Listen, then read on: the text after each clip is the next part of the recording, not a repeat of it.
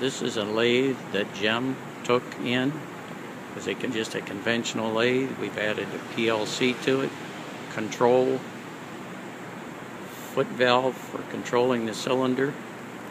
It is set up so that it runs between proc switches.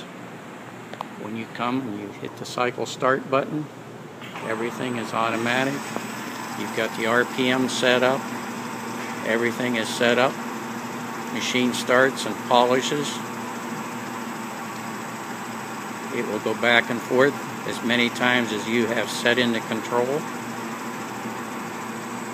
can see the two proc switches, one on each side, and the trips. The white lines that you see go to an automatic oiling system which is installed. We have a control